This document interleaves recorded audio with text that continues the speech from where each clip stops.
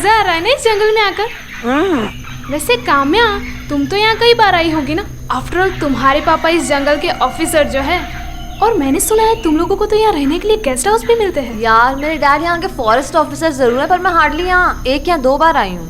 काम्या, तुम्हारे पापा भी यहाँ होते तो कितना मजा आता। Yes mom, I am seriously missing dad. अरे डोंट वरी काम्या, हम तो फ्रेंड्स तो यहाँ एक साथ है ना। हाँ। इस जंगल में सब कुछ देखने लायक है। जंगली जानवर, जंगली पेड़ पौधा, जड़ी बूटियाँ, यहाँ तक कि जंगली आदमी, शिकारा। ये जंगली आदमी जैसा भी कुछ होता है क्या?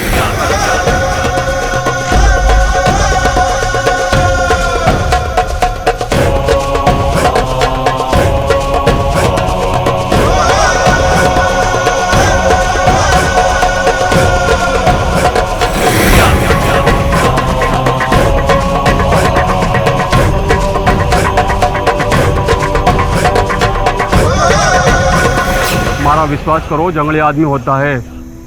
एक दिन जंगल में मैंने जंगली आदमी की झलक दिखी। मैं उन्हें पूरा ना देख पाया, पर मारे विश्वास करो, ये हट्टा कट्टा और ये पहाड़ सा बदन और ये विकप बाजू।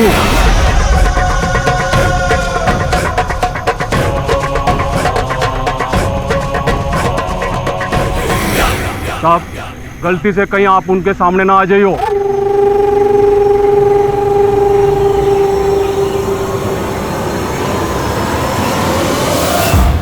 अमेजिंग यार, ये तो किसी हिंदी फिल्म के हीरो जैसा होगा। उसके बारे में ये सब सुन के मैं तो उससे मिलने के लिए बहुत बेचैन हो रही हूँ। काम्या, गर्ल्स, इतना एक्साइटेड होने की कोई जरूरत नहीं है। जंगली आदमी है, he could be dangerous. Someone is getting jealous, हाँ? चलो चलो।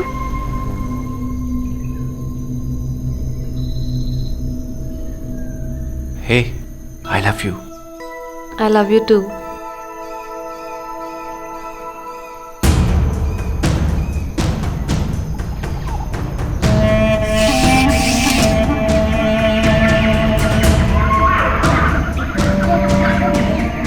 यो जंगल का सेंटर से और इससे आगे जंगली जानवरों का खतरा से।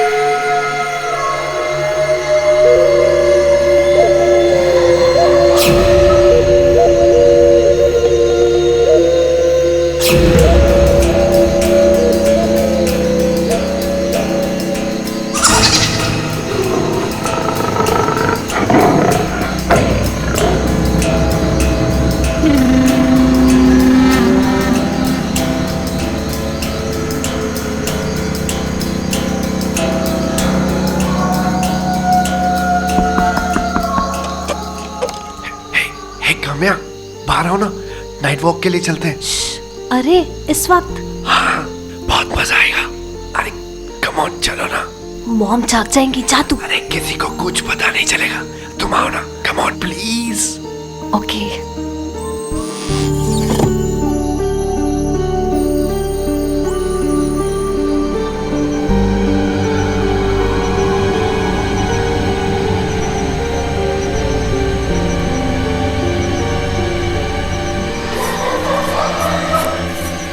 कितना रोमांटिक लग रहा है ना, जंगल में नाइट वॉक करना। मुझे एक्चुअली बहुत डर लग रहा है। हम यहाँ से चलें प्लीज। बेबी, तुम डर क्यों रही हो? मैं हूं ना तुम्हारे साथ। सोहेल नहीं, प्लीज चलो सोहेल।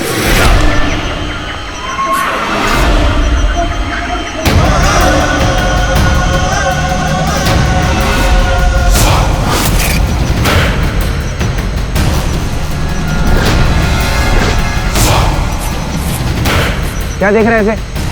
चले यहाँ से। सोहेल, समझ नहीं आ रहा तेरे को? चले यहाँ से। अच्छा, तू ऐसे नहीं मानेगा।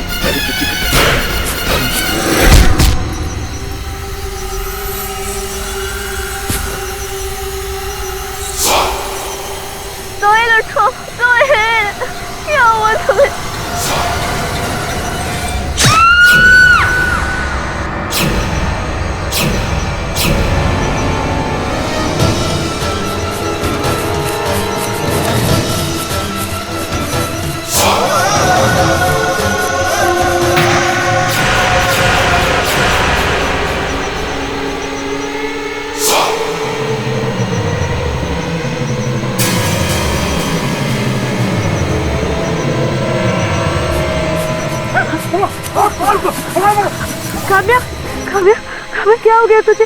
काव्या मेरी बच्ची, काव्या आगे खोलो काव्या, काव्या तुम्हें कुछ नहीं हो सकता काव्या।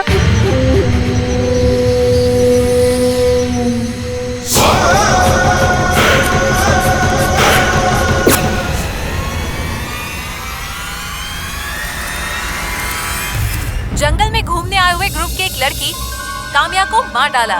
किसी जंगली जानवर ने नहीं, बल्कि इसी जंगल में रहने वाले जंगली मानव चिकारा ने। अब वो पुलिस की गिरफ्त में है। वो देखिए। चल लेके चलो।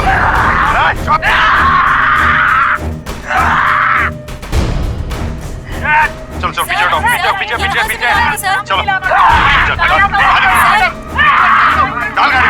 चल चल। तो ये जंगली मानव ही कातिल है। काम्या मेरी दोस्त थी और सर मैंने तो जंगली आदमी सिर्फ फिल्मों में देखा, पहली बार रियल लाइफ में देखा। आपको क्या लगता है, क्या जंगली आदमी खून कर सकता है? नहीं, उसने खून नहीं किया।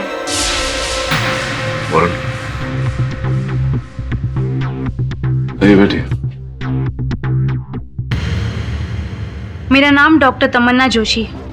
मैं एक वाइल्ड लाइफ कंजर्वेशनलिस्ट हूँ और पिछले 2 साल से उसी जंगल के जंगली जानवरों पर रिसर्च कर रही हूँ। कहिए क्या सहायता कर सकता हूँ मैं आपकी? मैं आपके पास जंगली मानव चिकारा का केस लेकर आई हूँ और मैं दावे के साथ कह सकती हूँ कि उसने ये खून नहीं किया। इतना विश्वास से कैसे कह सकती है? एक दिन मैं अकेली जंगल के रहस्यों की जानकारी लेते हुए आगे निकल गई।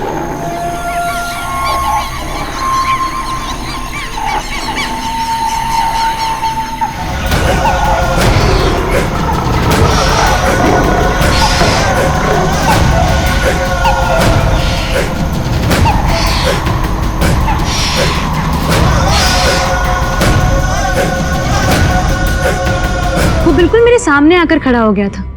उसे देखकर मैं बहुत घबरा गई थी, पर उसने मुझे जरा भी नुकसान नहीं पहुंचाया।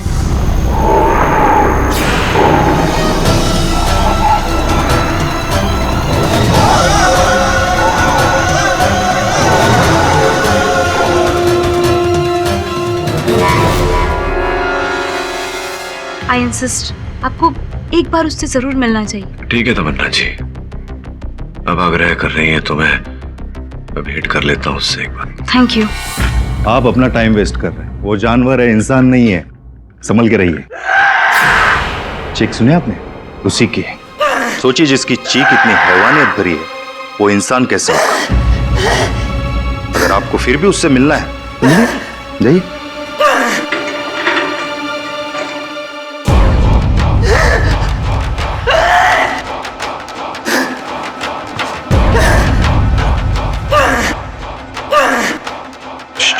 शांत हो। मैं क्यों बात कर रहा हूं तुमसे कि मैं जानता हूं कि तुम मेरी बात समझोगे नहीं, मेरी भाषा समझोगे नहीं। तुम तो ये भी नहीं जानते कि तुम्हें यहां क्यों लाया गया है। मैं एक चित्र आंक कर लाया हूं तुम्हारे लिए।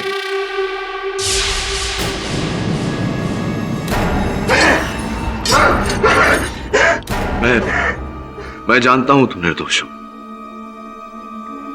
मैं बचाऊंगा तुम्हें। अब मेरी बात ध्यान से सुनो। जब तक ये मैटर सॉल्व नहीं हो जाता ना, मुझसे मिलना तो दूर, तुम मुझे फोन भी नहीं करोगे, समझे? एंड डोंट वरी, कोर्ट में ये बात साबित ही नहीं होगी।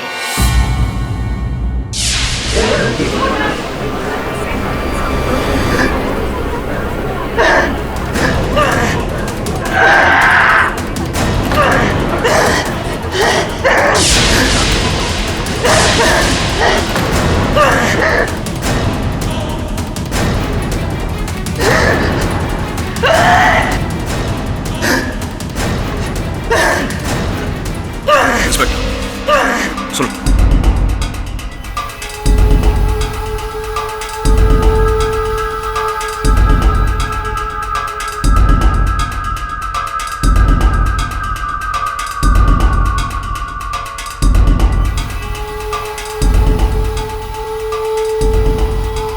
अदालत की कार्यवाही शुरू की जाए। योर ऑनर, ये केस आज इंसान और इंसान के बीच का नहीं है, एक इंसान और जंगली जानवर के बीच का है, जो जानवरों में रहकर और भी जंगली हो गया है। मिस दीक्षित, मेरा मोखिल एक इंसान है, मानव है, कोई जंगली जानवर नहीं। मिस्टर पाठक, इसको जानवर ना कहूँ तो क्या कहूँ? जानवरों के बीच में जानवरों से भी ज्यादा बदतर हो गया है। I object your honour. मैं निवेदन करूंगा अदालत से कि आप प्रोसिक्यूटर साहिबा को आगाह करें कि मेरे मुवक्किल को जानवर कहकर ना पुकारें। जंगली जानवर नहीं है तो क्या है mister KD? Please elaborate. Prosecutor साहिबा, आपकी तरह इनके भी 2 हाथ, 2 पांव, 2 आंख, 2 कान है। आपकी तरह ये भी मनुष्य है, इनका भी एक नाम है, चिकारा। इसी नाम से आप संबोधित करें इन्हें। योर ऑनर, ये जो जंगली जानवर, सॉरी, क्या नाम बताया था इसका? चिकारा। यस, चिकारा। इसने काम्या जी के पेट में ये पत्थर नुमा हथियार काम्या के पेट में खोप कर उसकी हत्या कर दी। योर ऑनर, प्रोसिक्यूटर साहिबा जानवरों की बात कर रही है। जानवर भी बिना किसी कारण किसी को हानि नहीं पहुंचाते। मेरे मुवक्किल के पास कोई कारण नहीं था यह हत्या करने का। यह हत्या इन्होंने नहीं की है। कारण था योर ऑनर, भूख। भूख एक इंसान को भी जानवर बना देती है। ये काम्या को चीरकर खाने ही वाला था, लेकिन तभी वहां पे लोग आ गए। मैं अपना ये पॉइंट प्रूव करने के लिए कटघरे में बुलाना चाहूंगी डॉक्टर सुनील त्यागी को। अनुमति है। डॉक्टर सुनील त्यागी, आपने चिकारा की जांच की है, आपने उसमें क्या पाया? Please elaborate. योर ऑनर, ये इंसान शारीरिक संरचना के आधार पर एक इंसानी जीव है, लेकिन मानसिक तौर पर यह एक जंगली जानवर की तरह है। इसने जंगल में जन्म लिया था और उसका पालन पोषण भी जंगल में हुआ था, इसलिए स्वाभाविक तौर पर यह जानवरों की तरह ही सोचता है। एक जानवर का दूसरे जानवर को मारने के 2 खास कारण होते हैं। एक अपनी भूख मिटाने के लिए और दूसरा दूसरे जानवरों से अपनी सुरक्षा के लिए। लेकिन ये आप कैसे कह सकते हैं? मैंने ऐसे कई तरह के केस देखे हैं। ये ऐसे मानव जीव होते हैं जो भेड़ियों, बंदरों और दूसरे कई जानवरों के द्वारा पाले जाते हैं, और ऐसे पाले गए प्राणी का व्यवहार भी जानवरों की तरह ही होता है, जैसे कि उन्हीं की तरह आवाजें निकालना, उन्हीं की तरह हाव भाव, उन्हीं की तरह व्यवहार करना। योर ऑनर, अभी कुछ ही समय पहले की बात है, अमेरिका के वर्जीनिया शहर में एक आदमी ने फॉक्सहाउंड नाम के कुत्ते को पाल रखा था। वो 1 हफ्ते के लिए अपने दोस्त की शादी में गया हुआ था, पर गलती से वो अपने कुत्ते के लिए खाना रखना भूल गया। जब वो वापस लौट कर आया तो भूख से बेहाल उस कुत्ते ने अपने ही मालिक को नोच नोच कर खा गया। थैंक यू डॉक्टर त्यागी, आप अभी जा सकते हैं। योर ऑनर, ये एग्जाम्पल था एक पालतू जानवर का भूख के कारण जंगली बन जाना। ऐसा ही कुछ यहाँ पे हुआ है, और इस बात की गवाही के लिए मैं कटघरे में बुलाना चाहूंगी सोहेल को। इजाजत है? जी हाँ, उस रात मेरे ही कहने पर काम्या मेरे साथ आई थी। सोहेल, मुझे एक्चुअली बहुत डर लग रहा है। हम यहाँ से चले प्लीज। बेबी, तुम डर क्यों रही हो? मैं हूं ना तुम्हारे साथ। सोहेल नहीं, प्लीज चलो सोहेल।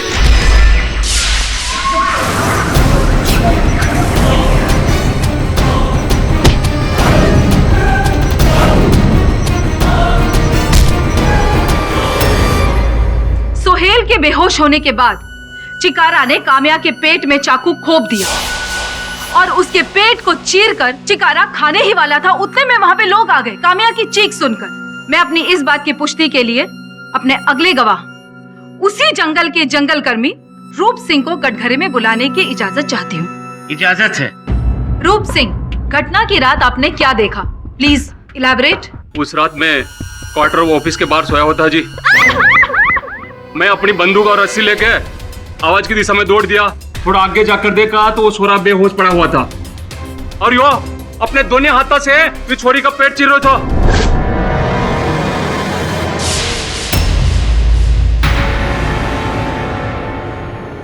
योर ऑनर, रूप सिंह की गवाही से यह साबित होता है कि काम्या का खून इस जंगली मानव चिकारा नहीं किया है। योर ऑनर, चिकारा ये हत्या नहीं कर सकता। इसी बात की पुष्टि करने के लिए मैं जंगल की एक शोधकर्ता मिस तमन्ना जोशी को कटघरे में बुलाने की अनुमति चाहता हूँ। इजाजत है। तमन्ना जी, कृपया अदालत को बताइए कि आप चिकारा के बारे में क्या जानती हैं?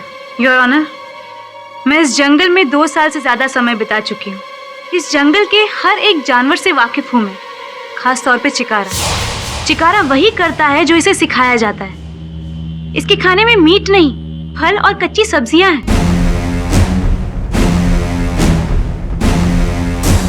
योर ऑनर, जैसे डॉक्टर सुनील त्यागी ने कहा, चिकारा जैविक रूप से तो इंसान है, लेकिन मानसिक रूप से वो जानवर ही है। हो सकता है उसके मुंह कभी खून लग गया हो और वो नरभक्षी हो गया हो। That's not possible. ये नरभक्षी नहीं है। एक इंसान का जो पाचन तंत्र होता है वो जानवरों से बहुत अलग होता है, और अगर ये कच्चा मांस खाने के काम ना आए तो फिर इसे इसका स्वाद या इसे पचाने की क्षमता कभी भी हासिल नहीं कर सकता। तो चिकारा के साथ आपका कोई व्यक्तिगत अनुभव हो तो उसके बारे में बताइए। एक बार मैं घने जंगल में अकेली चली गई थी और मेरे सामने चिकारा आ गया था।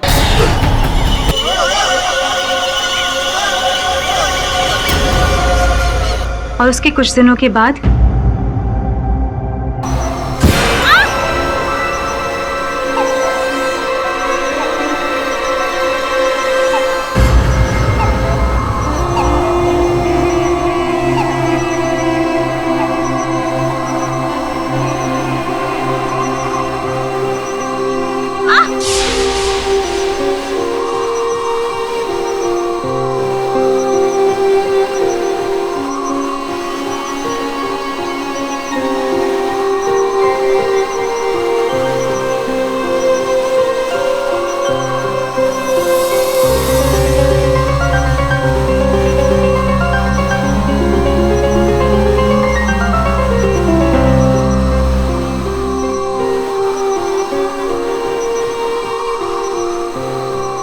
किसने मेरी मदद की है योर ऑनर? ये किसी की जान कैसे ले सकता है? योर ऑनर, तमन्ना जी की बातों से सिद्ध हो जाता है कि मेरा मुवक्किल चिकारा कोई आदमखोर, कोई नरभक्षी नहीं है। मुझे पूरा विश्वास है योर ऑनर कि यह हत्या किसी और मनुष्य ने की है। योर ऑनर, ये काम किसी और इंसान का नहीं है, ये काम चिकारा का ही है। और इस बात को साबित करने के लिए मैं काम्या की माँ अंजलि भार्गव को कटघरे में बुलाने की इजाजत चाहती हूँ। इजाजत है। किसी ने मारा मेरी काम्या को, इसे जिंदा मत छोड़िए, इसे फांसी दे दीजिए। इसी ने मारा मेरी काम्या को। अंजलि जी शांत हो जाइए। आप प्लीज प्लीज अदालत को बताएंगे उस रात क्या हुआ था। उस रात हम लोग सो रहे थे, तभी मैंने अचानक एक चीख की आवाज सुनी।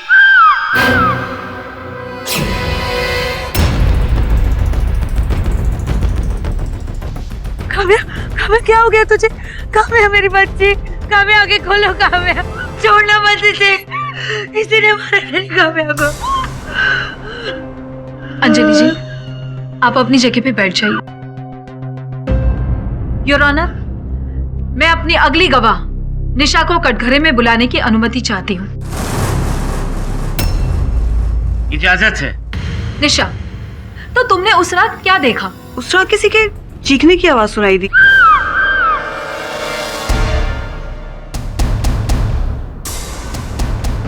इसके बाद आपका क्या कहना है मिस्टर पाठक? एक्सक्यूज मी, अब क्या कर रही थी आधी रात को? आप कहाँ थी? क्या कर रही थी आप? जब मैंने सोहेल और काम्या को एक साथ इतनी रात बाहर जाते देखा तो मुझे थोड़ी जिज्ञासा हुई, इसलिए मैंने उनको फॉलो किया।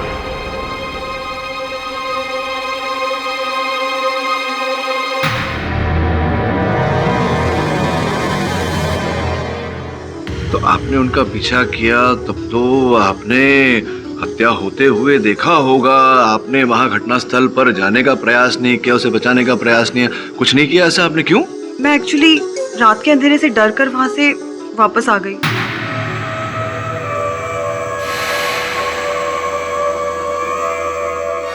मुझे ऐसा लग रहा है कि आप आधे रास्ते से नहीं लौटी थी, आप पीछा करती गई दोनों का।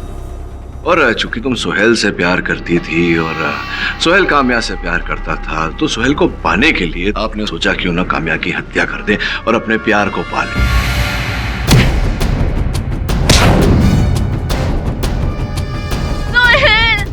क्या हुआ तुम्हें?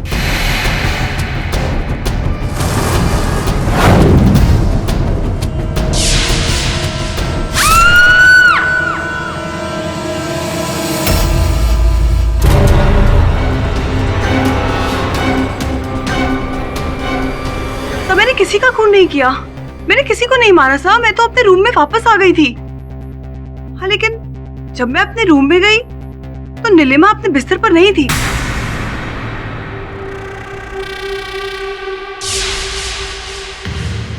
योर ऑनर, आपकी अनुमति हो तो मैं नीलिमा जी को बुलाकर पूछना चाहता हूँ कि वो अपने बिस्तर पर क्यों नहीं थी। इजाजत है। नीलिमा जी, निशा ने अभी भी बताया कि समय आप अपने बिस्तर पर नहीं थी, कहाँ गई थी आप? जी सर, मैं वॉशरूम गई थी। जब चीख सुनाई दी तो आप वॉशरूम गई थी, लेकिन आप फिर वहां पर बिस्तर पर नहीं थी। ठीक है, आप बैठिए, आपसे बाद में वार्तालाप करता हूँ। योर ऑनर, मैं निशांत को कटघरे में बुलाने की अनुमति चाहता हूँ। इजाजत है। निशांत जी, ये बताइए कि जिस समय काम्या की हत्या हुई आप कहाँ थे, क्या कर रहे थे? मैं अपने बिस्तर पर सो रहा था। अचानक से मैंने काम्या की चीख सुनी।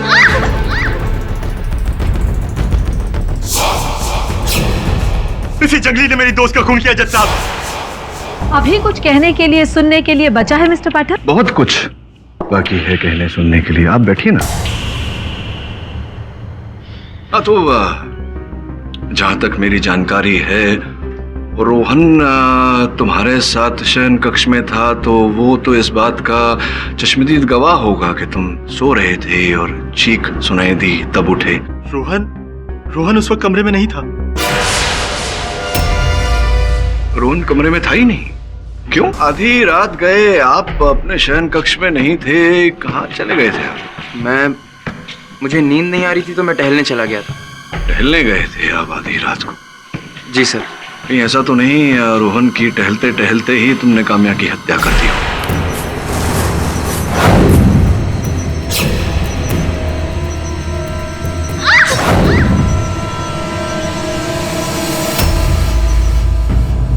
लेकिन काम्या को मारने का कोई मकसद ही नहीं था रोहन के पास। हाँ, मकसद, क्योंकि रोहन भाई साहब ने काम्या के साथ में जोर जबर किया था। काम्या, प्लीज तुम इसकी कंप्लेन मत करो। मैंने जो किया उसके लिए मैं माफी मांगता हूँ। I am sorry. तुमने जो किया उसकी सजा तुम्हें जरूर मिलनी चाहिए। काम्या, प्रॉमिस ऐसा कभी नहीं होगा। Kamya,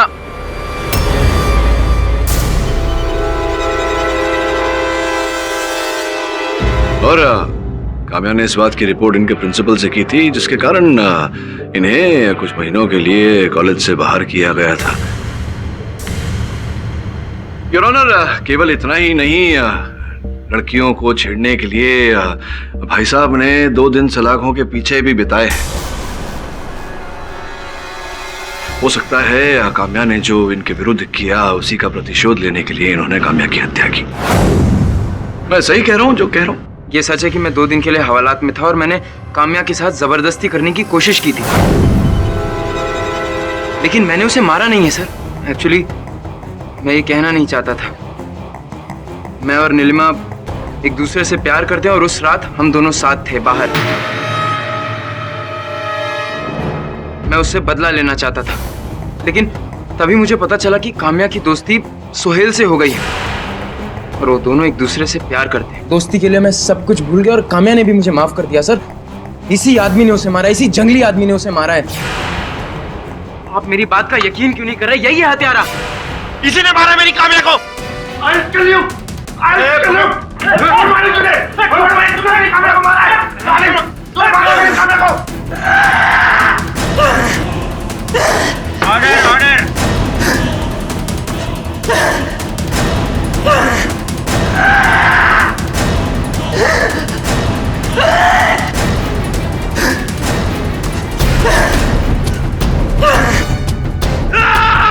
order, order.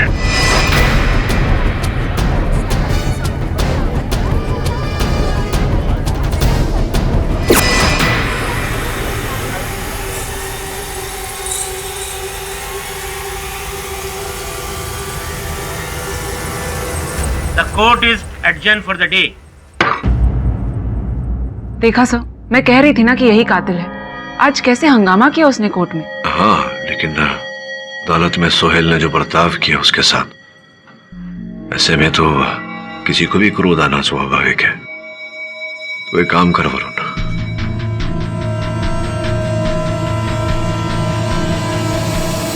देखा, न तुम पर शक आया और न मुझ पर। अब बस बैठकर देखते जाओ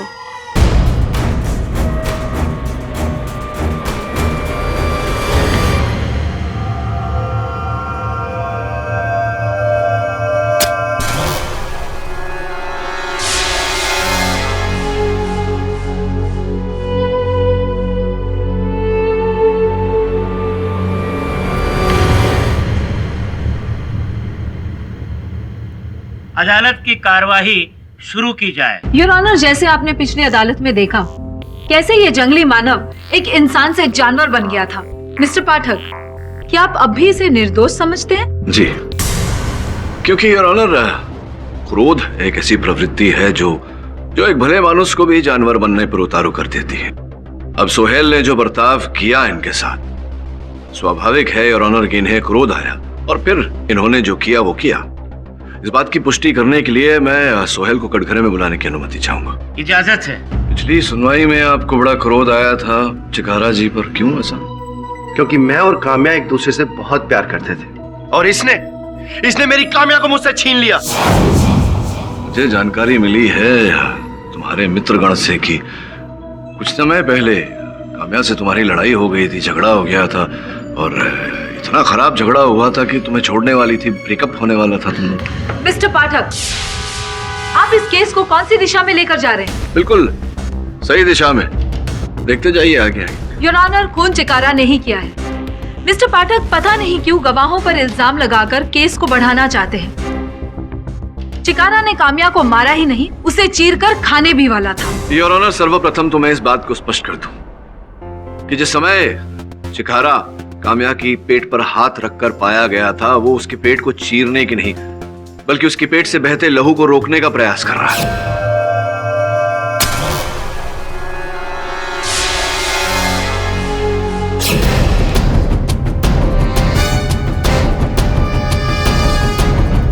हुआ कुछ यूं था योर ऑनर कि चिकारा को देखकर ये और काम्या हड़बड़ा गए, दोनों के बीच में हाथापाई हुई, चिकारा ने इन्हें धक्का मारा, ये गिर गए। इन्होंने नाटक किया योर ऑनर बेहोश होने का, ये वास्तविकता में बेहोश नहीं थे। काम्या को रोता हुआ देखकर चिकारा डर गया, वहां से भाग गया और फिर ये भाई साहब जो नाटक कर रहे थे ये उठे।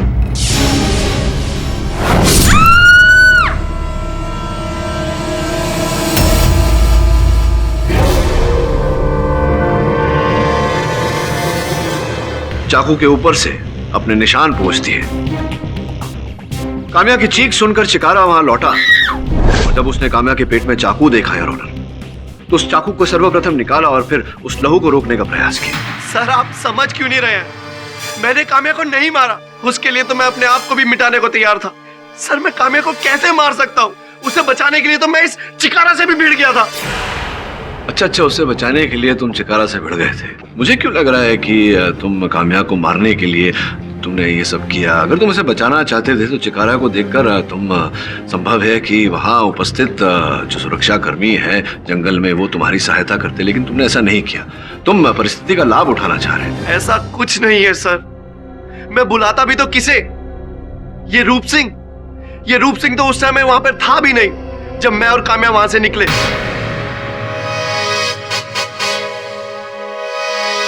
ये रूप सिंह, ये वहां पर होता भी तब भी ना बचाता, क्योंकि काम्या की मौत से कुछ घंटों पहले ही रूप सिंह और काम्या के बीच में कहासुनी हो गई थी।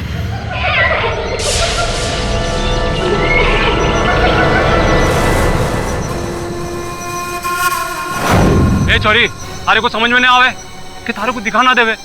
हमने कितनी बार बोलियो कि अनिसु आगे जंगली जानवर को खतरों से, तो भी तू अंदर मरण खातर जा रही से। तुम्हारी हिम्मत कैसे है मुझसे इस तरह बात करने की, मेरा हाथ पकड़ने की? हाँ, भूलो मत, मेरे डैड यहाँ के फॉरेस्ट ऑफिसर है और तुम एक मामूली से फॉरेस्ट गार्ड। अपनी औकात में रहो, समझे?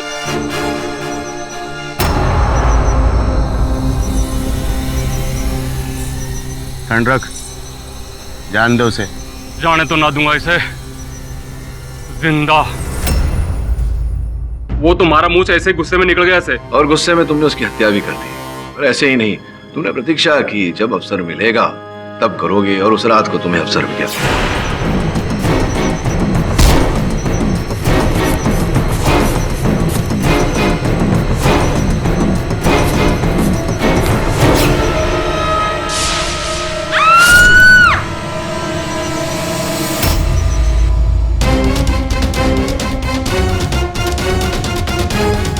और इस प्रकार से तुमने एक निर्दोष व्यक्ति को हत्यारा बना दिया। वकील साहब, आप हमारे पे गलत इल्जाम लगाने की कोशिश कर रहे हैं। जज साहब, हमारे पे विश्वास करो, मैं काम्या का खून ना किया से।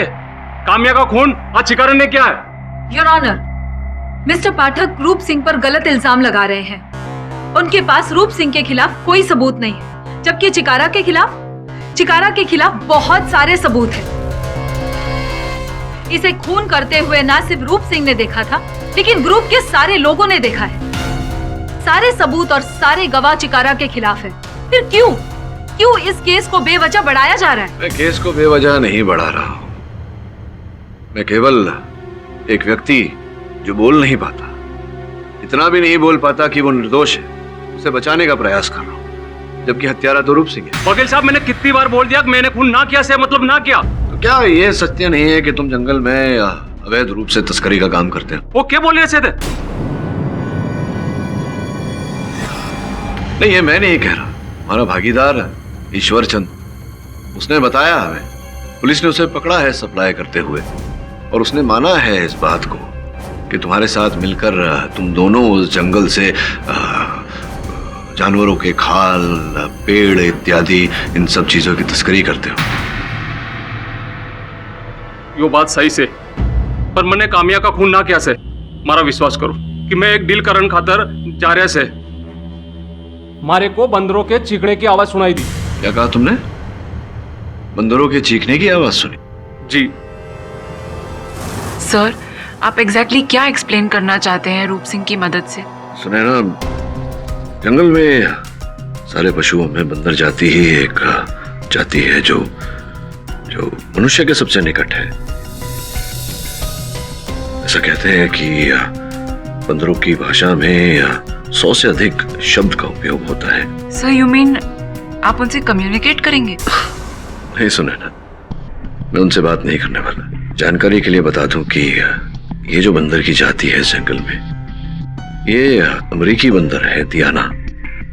बहुत ही चतुर जाति है। जो आवाजें उन्होंने की थी जब हत्या हो रही थी, उन आवाजों द्वारा विशेषज्ञ से पढ़वा कर मैं हत्यारे तक पहुंचने का प्रयास करूंगा। रूप सिंह, मैं तुम्हें कुछ बंदरों की आवाज सुनाता हूं। मुझे बताने का प्रयास करो कि उस दिन किस प्रकार की आवाज सुनी थी तुमने। जी वकील साहब, मैं छोटे से बड़ा जंगल में हुआ हूँ और ऐसी छोटी मोटी आवाज मैं भी निकाल सकूं। ना, ये आवाज ना से। ये? ना, ये भी ना।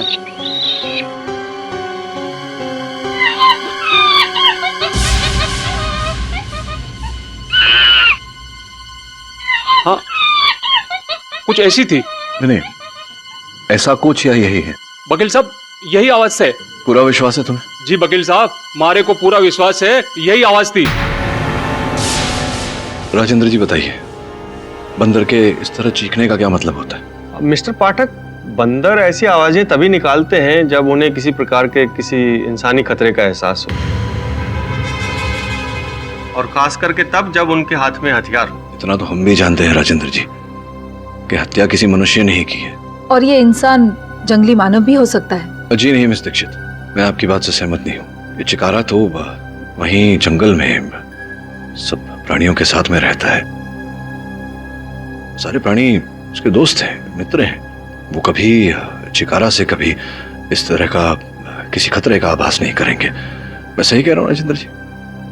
क्या लगता है आपको, क्या कौन हो सकता है? मिस्टर पाठक, ये कहना तो मुश्किल है, उनकी भाषा सीमित है।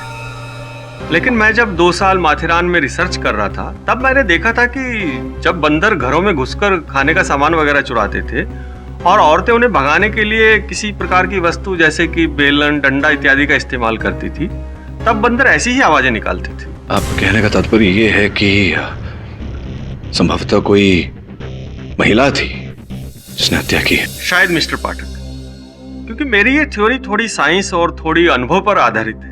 हाँ तो केडी, अब तुम ये कैसे साबित करोगे कि वो कातिल औरत कौन थी? अगर आप मुझे 2 दिन का समय दें तो मैं हर रूप से प्रयास करूंगा कि ये प्रमाणित कर सकूं। ठीक है केडी, हम तुम्हें 2 दिन का वक्त देते हैं। जी योर ऑनर।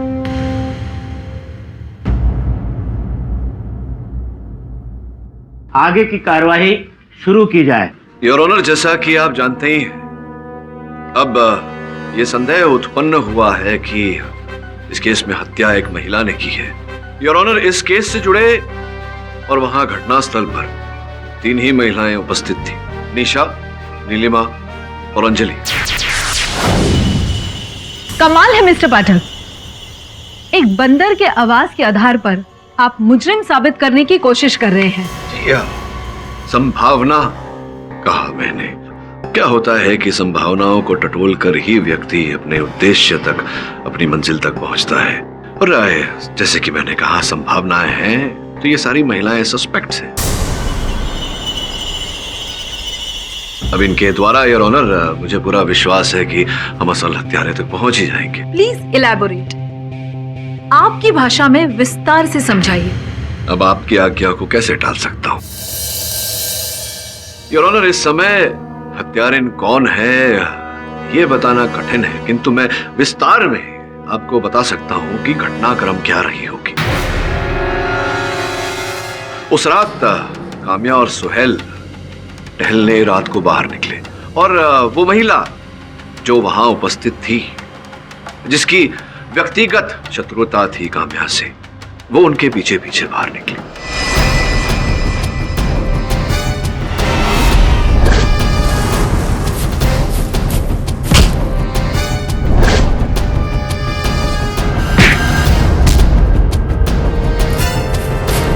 जिसके पश्चात योर ऑनर उस महिला ने ये जो हथियार था चिकारा का, जो वहां गिर गया था, उसका उपयोग करके काम्या की हत्या की और फिर जाकर के जंगलों में छिप गई।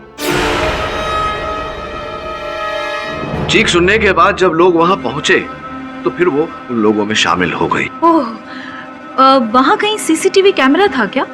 नहीं ना? तो आप इतने यकीन से कैसे कह सकते हैं कि वो औरत खून करके फिर जंगलों में जाकर छुप गई? आप अपनी इस थियोरी को कैसे एक्सप्लेन करेंगे? देखिए, क्या तकलीफ है, नए युग में यही कष्ट है। नवीन तकनीक पर हम इतना निर्भर करते हैं कि पुराने ज्ञान का हम उपयोग नहीं करते। योर ऑनर, आपकी आज्ञा हो तो मैं अंजलि जी को कटघरे में बुलाने की अनुमति चाहता हूँ। इजाजत है। दाहिना हाथ दिखाइए, ये वाला, राइट हैंड। अब अरे रे रे रे रे, कैसे हो गया ये रैश? तो मैंने आज सुबह ही नोटिस किया। अच्छा, आज सुबह ही नोटिस किया आपने? जहां तक का मुझे जानकारी प्राप्त हुई है, मेरे सहायकों ने मुझे जानकारी दी है कि जिस जंगल में आप ठहरी थी, जहां ये घटना घटी, उस जंगल में कुछ ऐसे पौधे हैं जिनके स्पर्श से त्वचा रोग होता है। इसका अर्थ ये भी होता है कि आप जंगल में छिपी थी। छोड़िए, उस पर आएंगे। ये बताइए, आप हियरिंग एड पहनती हैं क्या? हियरिंग एड पहनती हैं आप? हियरिंग एड पहनती हैं आप? हाँ, यही पूछ रहा था मैं। हियरिंग एड पहनती हैं आप? राइट सर, देखो। Objection my lord. Your honour, इस तरह टूकती रहेंगी मिस दीक्षित तो सत्य तक कैसे पहुंचेंगे? Objection over ruled. धन्यवाद। मिसेस अंजलि भार्गव, आप कृपया अपना हियरिंग एड निकालकर मिस्टर पाठक को दे दीजिए। न्यायाधीश महोदय ने कहा है, अब तो देना पड़ेगा। धन्यवाद। योर ऑनर, मैं चाहूंगा कि इस समय अंजलि जी हमें ये बताएं कि इन्होंने किस रंग की कमीज पहनी है। ये लगा लीजिए सर।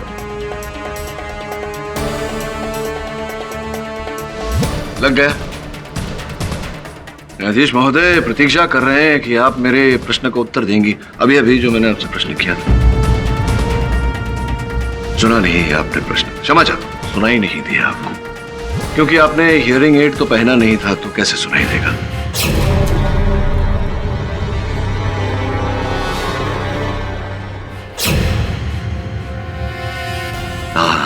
और जो जिस कक्ष में आप ठहरी थी उस रात घटनास्थल पर, वो आपका कक्ष तो एकदम अंत में जाकर था, लास्ट वाला। ये बात बताइए कि आप तो सो रही थी उस समय, तो हियरिंग एड निकाल कर सो रही थी। जिस प्रकार से आपने अभी अभी हियरिंग एड निकाला था और 6 फुट की दूरी से किया गया प्रश्न आपने सुना नहीं, तो हियरिंग एड के बिना आपने उस कक्ष में काम्या की चीखने की आवाज कैसे सुन ली? अब सुन ली तो सुन ली, सब लोगों ने सुनी और रास्ता ढूंढते ढूंढते ढूंढते ढूंढते ढूंढते ढूंढते घटनास्थल तक पहुंचे, किंतु आपने तो अंधेरे में अचूक अनुमान लगा लिया कि घटनास्थल कहाँ होगी और तुरंत वहां पहुंच गई। ऐसा कैसे? सत्य ये है कि आप ही थी जो सुहेल और काम्या का पीछा करते करते जंगल गई थी, और जब आपने देखा कि दोनों में झड़प हुई और चिकारा का ये हथियार वहां गिर गया, आपने उस अवसर का लाभ उठाया और काम्या की हत्या की।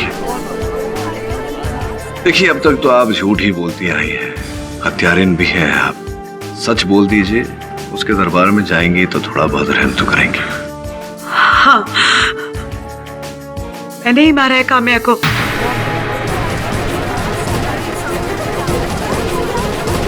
मैंने ही उसका खून किया। दरअसल मैं उसकी सौतेली माँ हूं, और मैं और साहिल एक दूसरे से प्यार करते हैं। उस दिन काम्या ने हमें पेड़ के पीछे एक साथ देख लिया था।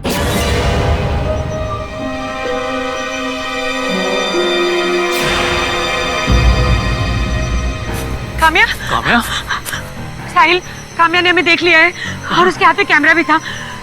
वो लड़की जरूर कुछ ना कुछ प्रॉब्लम क्रिएट करेगी। तुम जाओ, मैं उससे बात करके आती हूँ। काम्या रुको, काम्या रुको। काम्या सुनो, तुम जो सोच रहे हो ऐसा बिल्कुल भी नहीं है। हम लोग तो बस कल की प्लानिंग कर रहे थे। इस तरह सुनसान जगह में गले लगकर आप दोनों कल की प्लानिंग कर रहे थे। आप मुझे बेवकूफ नहीं बना सकते मॉम। आपने पापा को जितना बेवकूफ बनाया था बना लिया। आपकी सच्चाई इस कैमरे में रिकॉर्ड है। इसीलिए मैं काम्या के कमरे में गई।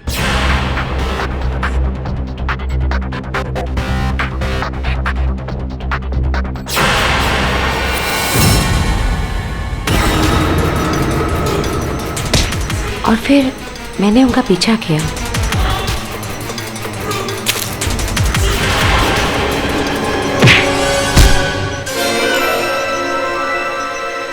सोहेल उठो,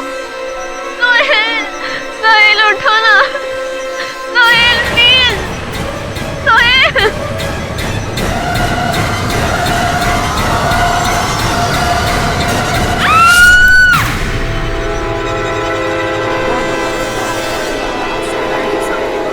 डिफेंस ड्रेस। तमाम गवाहों की गवाही और सबूतों को मद्देनजर रखते हुए ये अदालत अंजलि भार्गव को काम्या के कत्ल का दोषी मानती है। लिहाजा यह अदालत उन्हें आजीवन कारावास की सजा सुनाती है और जंगली मानव चिकारा को सभी आरोपों से बाइज्जत बरी करती है। The case is closed.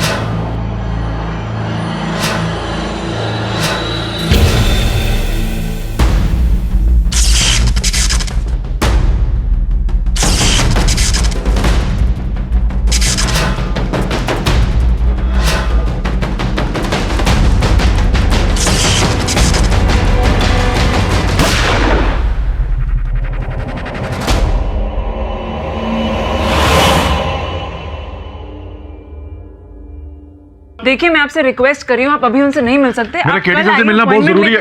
KD sir, KD sir, क्या हो? बस आप ही मुझे बचा सकते हैं। बैठिए, लीजिए पानी पीजिए।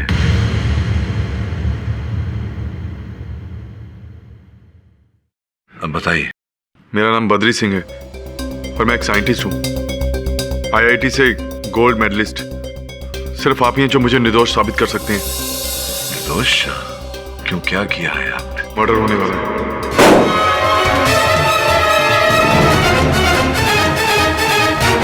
कत्ल? किसका कत्ल? Srinath Upadhyay.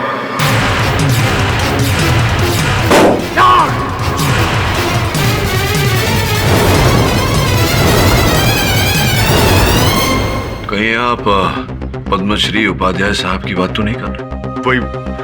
Microchip designer, famous वैज्ञानिक और फेमस साइंटिस्ट प्रोफेसर उपाध्याय, उनका मर्डर कल सुबह 3:47 24 जुलाई को होने वाला है। आज तो 23 तारीख है। अब इस बात को सिर्फ 8 घंटे और 11 मिनट रह गए हैं। तो आप मुझसे ये कह रहे हैं कि आप उनकी हत्या करने वाले हैं? मैं उनकी हत्या नहीं करूंगा, मैं निर्दोष हूं, मैं ऐसा कुछ नहीं करना चाहता। तो कत्ल हुआ नहीं तो तुम दोषी कैसे हो गए? क्योंकि ये बात उन्होंने खुद अपने मुंह से बोली है। प्रोफेसर साहब की हत्या होने वाली है। सर्वप्रथम उन्हें ये कैसे पता और उन्होंने आपको ये बात बताई कि उनकी हत्या होने वाली है? जैसा कि हम सब जानते हैं, उपाध्याय जी ना सिर्फ एक केवल परम ज्ञानी है बल्कि एक बहुत बड़े वैज्ञानिक भी हैं। उन्होंने कहा कि मैं उनका मर्डर करूंगा और कल मुझे पुलिस अरेस्ट कर लेगी। प्रत्यक्ष को प्रमाण की आवश्यकता नहीं होती। क्या लगता है आपको प्रोफेसर साहब का कहना सही होगा? बिल्कुल सर, जैसे हाइड्रोजन के 2 भाग और ऑक्सीजन का 1 भाग मिलकर पानी बनते हैं, वैसे ही प्रोफेसर की बात 16 आने सच होगी। तो फिर आप मेरे पास क्यों आए? हत्या हुई नहीं है, आप हत्यारे हैं नहीं, हत्या करना चाहते नहीं, तो फिर इसमें दोषी और निर्दोष होने का प्रश्न ही कहाँ उठता है? पुलिस के पास चले जाइए। ये काम सिर्फ आप ही कर सकते हैं और कोई नहीं। आप मेरे लिए एक भगवान के समान हैं। बहुत उम्मीद के साथ आपके पास आया हूं मैं। आप ही मुझे बचा सकते हैं।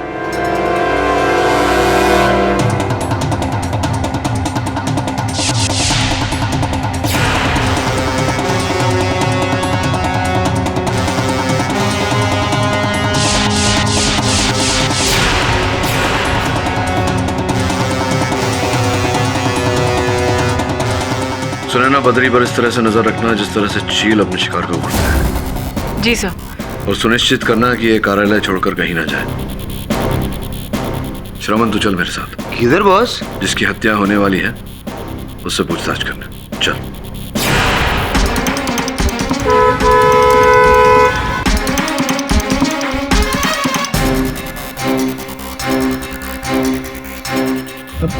कहीं देखा है आपको? देखा रहेगा। अपन मोबाइल सीरीज बहुत फेमस है, टीवी पे दिखाते हैं अपन के बारे में। चल दरवाजा खोलो। खोलता है।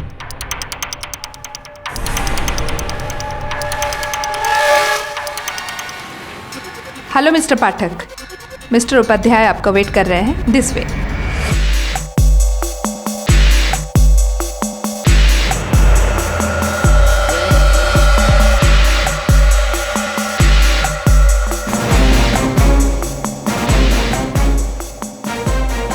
Upadhyay ji. Welcome welcome mister Pathak, the defender of the lawyer. आइए बैठिए। उपाध्याय साहब, ये तो सबको पता है कि आप कितने वरिष्ठ वैज्ञानिक हैं। विज्ञान के क्षेत्र में अनेक उपलब्धियां प्राप्त की हैं आपने, अनेक पुरस्कार भी प्राप्त किए हैं, पद्मश्री भी। समझ में नहीं आ रहा ये बद्री सिंह आपके बारे में बुरा क्यों बोल रहा है? मेरी अवार्ड की गिनती के लिए बहुत बहुत शुक्रिया, लेकिन आप भी कुछ कम नहीं है मिस्टर केडी पाठक। लेकिन मुझे अफसोस है कि आपकी सक्सेस का 100% अब ज्यादा दिन बाकी नहीं रहेगा। मैं एक साइंटिस्ट हूं और मैं फैक्ट पर विश्वास करता हूं, और मेरा फैक्ट ये है कि आपके क्लाइंट बद्री सिंह ने मुझे मार डालने की धमकी दी। मैं उनकी हत्या नहीं करूंगा, मैं निर्दोष हूं, मैं ऐसा कुछ नहीं करना चाहता। उपाध्याय साहब, आपको जानकारी दे दूं कि इस समय बद्री सिंह हमारे कार्यालय में है, इस पर नजर रखी जा रही है, वो वहां से निकल नहीं सकता। उस जैसे छोटे इंसान को आपकी जरूरत क्यों आ पड़ी?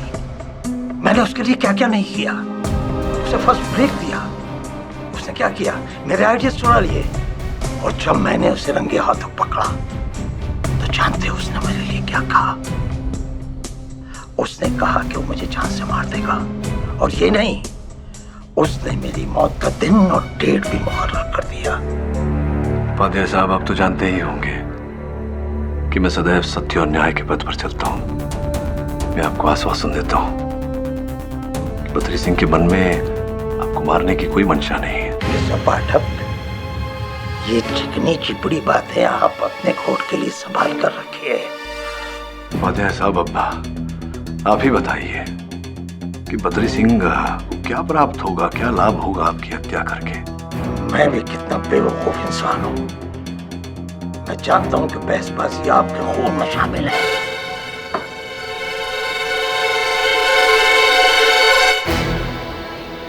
अंसल, साहब को दरवाजे के बाहर तक ले जाओ। नहीं धन्यवाद, मैं स्वयं ही चला जाऊंगा।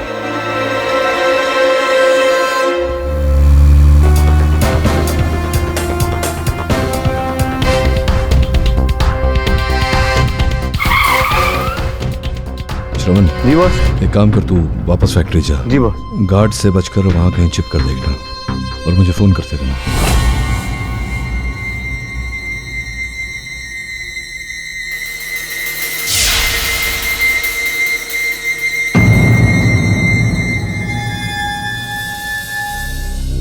सब ठीक है? जी। बद्री, मैं उपाध्याय साहब से मिला, बहुत ही दिलचस्प व्यक्ति है। तो उनको देखकर पता ही नहीं चलता कि ये आदमी कभी इतना बड़ा जीनियस रहा होगा। वैसे पिछले कुछ सालों में प्रोफेसर ने ऐसा कोई फिनोमिनल काम तो किया नहीं है जिसकी वजह से लोग उनकी तारीफों के पुल बांधे, लेकिन पिछली उनकी इन्वेंशन जितनी भी सक्सेसफुल हुई थी, बस उनका नाम कमा रखा है। इतना इंटेलिजेंट आदमी और आज उसका ये हाल, ऐसे में तो इंसान टूट ही जाएगा। और ऐसा आदमी अपनी पॉपुलैरिटी को जिंदा रखने के लिए कुछ भी कर सकता है। I mean, अपनी जिंदगी को भी दांव पर लगा सकता है। मृत्यु का भय तो हर व्यक्ति की नींद उड़ा देता है। नहीं करी सर, हम साइंटिस्ट लोग कुछ अलग ही स्पीशीज के होते हैं। अपने एक्सपेरिमेंट्स को प्रूव करने के लिए हम अपने आप को मुसीबत में डालने से भी नहीं हटते, जान भी दांव पर लगा देते हैं। जितनी जानकारी मेरे पास है वैज्ञानिकों की, उसके अनुसार तो कई ऐसे वैज्ञानिक हैं जो दूसरों का काम, दूसरों की उपलब्धि, दूसरों के थीसिस चुराते भी हैं। वैसे आपका संकेत किस ओर है? ठीक है, मैं आपको सब विस्तार से बताता हूँ।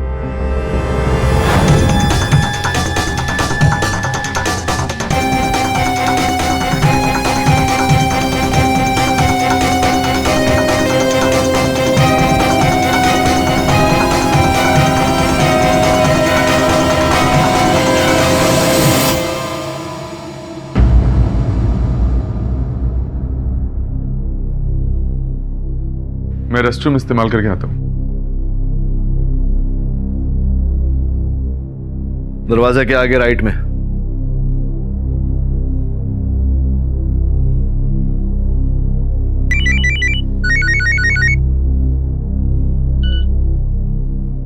हाँ सुमन बोल। बॉस, ये उपाध्याय है ना, पूरी रात अक्खा रात इधर बैठे है अपने ऑफिस में।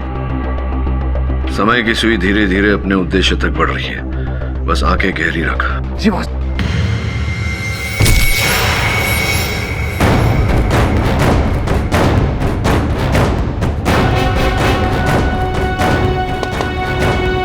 बद्री, बद्री,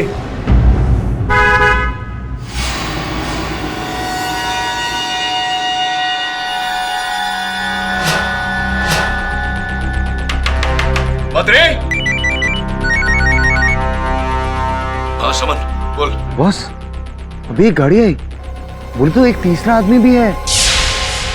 बॉस, वो उपाध्याय के ऑफिस की ओर बढ़ रहे हैं बॉस। तो बंसल और उसके सुरक्षाकर्मी कहाँ हैं? अरे इधर ही थे बॉस, उन्होंने किधर गए? तूने देखा उस व्यक्ति को? कौन है वो?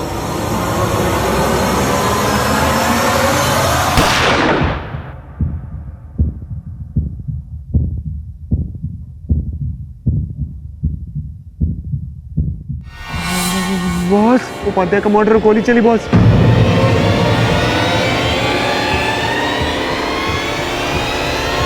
तू ऑफिस के आसपास मत जाना, जितनी जल्दी हो सके फैक्ट्री से निकल। निकलेगा ना? बद्री,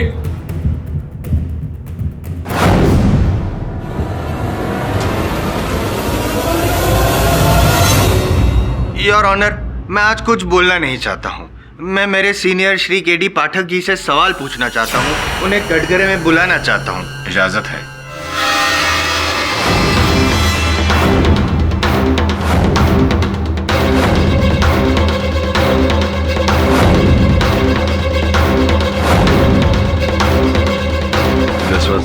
सर्वज्ञाता हैं, आपको मुझसे जानकारी प्राप्त करने की क्या आवश्यकता बढ़ गई? ये जो आपके मौकिल हैं वो कब आए थे आपके पास रिक्वेस्ट करने के लिए कि सर प्लीज मेरा केस लीजिए, डिफेंड कीजिए, व्हाटएवर? 23 तारीख सोमवार को आपके मौकिल आपके पास आए थे ये कहने के लिए कि खून होने वाला है, तो आप प्लीज एज अ एलिबाई मेरे एलिबाई बन जाइए कि जब खून हुआ था तब वो आपके सामने थे।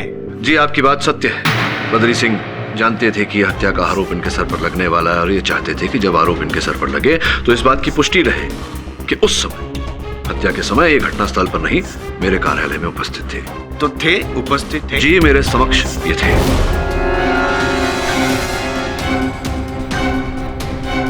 सुनैना जी, जब खून हुआ तब ये आपके जो मुवक्किल हैं बद्री जी, क्या वो तब आपके सामने थे, आंखों के सामने थे? जी, हत्या होने के कुछ समय पहले वो रेस्टरूम में गए थे और वो रेस्टरूम में ही थे जब केडी सर को फोन पर पता चला कि उपाध्याय जी की मौत हो चुकी है। कितने टाइम के लिए रेस्टरूम में थे? मैं एग्जैक्टली बता नहीं सकती। आपको पता ही नहीं है कि कितने टाइम के लिए बद्री जी आपकी नजरों के सामने नहीं थे? मुझे पता है योर ऑनर, बद्री जी बेकसूर है ये साबित करने के लिए केडी पाठक साहब की ऑफिस में कैमरा लगाया गया था, ये साबित करने के लिए कि जब खून हुआ तब बद्री जी वहीं पे मौजूद थे। पाठक साहब ने मुझे वो रिकॉर्डिंग दी है, मैं कुछ बोलूंगा नहीं, दिखाना चाहूंगा योर ऑनर।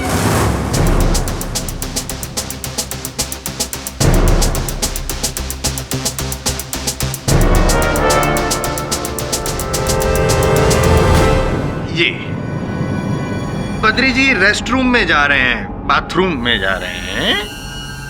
टाइम बता सकती है? 3:31 AM। योर ऑनर, आगे देखिए। और ये बद्री जी बाथरूम में से बाहर निकल रहे हैं योर ऑनर, और क्या करके निकल रहे हैं इस पे हम लोग फिलहाल चर्चा नहीं करेंगे, लेकिन कितने बजे बाहर निकले ये मैं नहीं, सुनैना जी आपको बताएंगे। बताइए। 4:01 AM। अंदर गए 3:31 AM, बाहर निकले 4:01 AM। योर ऑनर, खून हुआ 3:47 AM को, यानी कि बद्री जी के पास 16 मिनट पहले थे क्राइम कमिट करने के लिए और 14 मिनट उसके बाद थे वापस बाथरूम में आने के लिए। कहां से आए? सुनैना जी से पूछते हैं। सुनैना जी, ये बताइए कि जो बाथरूम में, जिस बाथरूम में वे गए थे, वहां से इनकी जो साइंटिफिक फैक्ट्री है वो कितनी दूरी पर है? मैं बताऊं? 5 किलोमीटर। 5 किलोमीटर सुबह के 3:30 बजे when there is no traffic your honour, 5 minute लगते हैं, मैक्सिमम 7 मिनट लगते हैं। मैंने अभी अभी बताया इनके पास 16 मिनट थे टू कमिट द क्राइम। तो उन्होंने क्या किया ये भी सुनैना जी से पूछते हैं, कैसे किया ये बताइए। जो बाथरूम में वो गए थे वहां पे खिड़की थी? नहीं पता आपको? बाथरूम में तो खिड़की होती है, आपके घर में बाथरूम नहीं है? होती है। तो उसी खिड़की का उपयोग किया श्री बद्री जी ने, बाथरूम की खिड़की में से बाहर गए, गाड़ी जो नीचे पार्क थी गाड़ी में बैठे, अपनी साइंटिफिक फैक्ट्री में गए, वहां पे जाके इन्होंने खून किया, उन्हीं गाड़ी में वापस आए, उसी जगह पे गाड़ी पार्क की, वापस खिड़की में से बाथरूम में आए, बाथरूम में से बाहर निकले और उस वक्त समय था लेकिन 4:01 AM।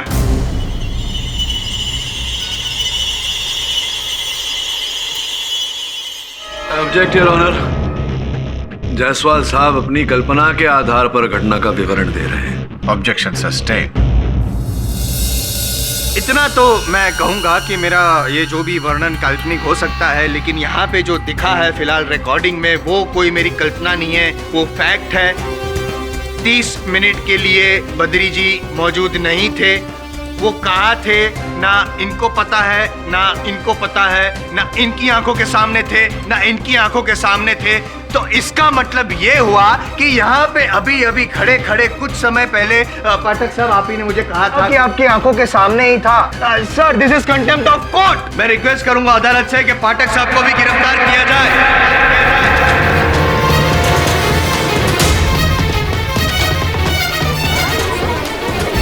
Order order, silence in the court please. लेकिन विद ड्यू रिस्पेक्ट, सीनियर हैं, टॉप शॉट लॉयर हैं, तो मैं चाहता हूं कि एक बार कटघरे में आए, मैं उनसे कुछ सवाल पूछूं, मैं प्रूव करूं, उसके बाद आप गिरफ्तार करें। प्लीज योर ऑनर, इजाजत है। योर ऑनर, प्रोसिक्यूटर साहब ने हत्या के समय बद्री सिंह की उपस्थिति के बारे में जितने प्रश्न किए हैं, मैंने सच सच उनका उत्तर दिया है। अब अगर आपकी अनुमति हो तो मैं इस अदालत में यह सिद्ध करना चाहता हूं कि बद्री सिंह स्वर्गीय उपाध्याय साहब का हत्यारा नहीं है। Prosecution's motion denied. Mr. Pathak, you may resume your case. उस रात क्या हुआ प्लीज बताइए। जी मैं अपनी सीट पे बैठ के काम कर रही थी और एकदम से मैंने गाड़ी की तेजी से कंपाउंड में एंटर करने की आवाज सुनी।